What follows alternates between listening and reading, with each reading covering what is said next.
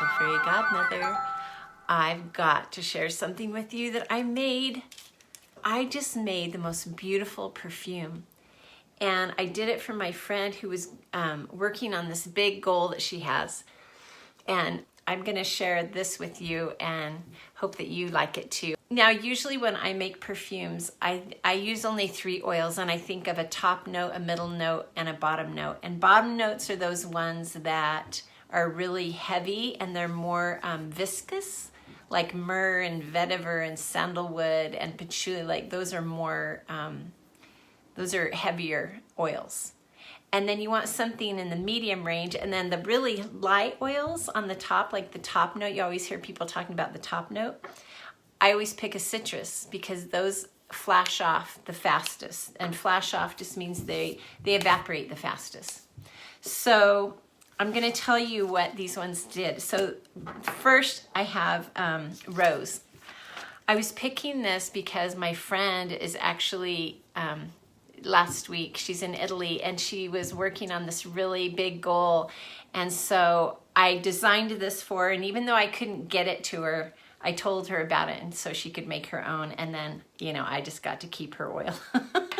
But if I could get it to her right now, I would.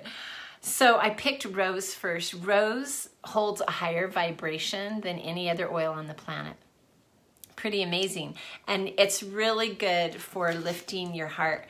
So when my best friend died a couple of years ago, one of my friends in doTERRA sent me some rose oil, and we didn't even have the touch out yet. She actually just took her little rose oil and mixed it, and she sent it to me in a rollerball, and I wore that over my heart. And just, it really helps wounded hearts. And it's also, it helps individuals open up to divine benevolence. So I'm reading this to you from this book that I've shared with you before, Emotions and Essential Oils, and there's actually an updated one.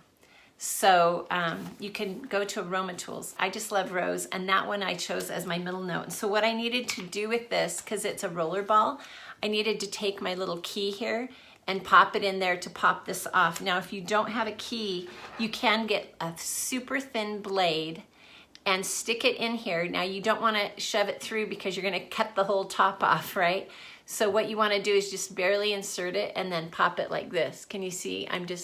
I popped that up like that if you don't have a key. But you can get a key from doTERRA or from Aroma Tools or whatever, and then just wiggle it the rest of the way. Can you see that?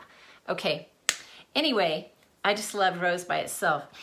This is real rose, not your grandmother's stinky fake rose from 100 years ago. The bottom note, I chose Hawaiian sandalwood.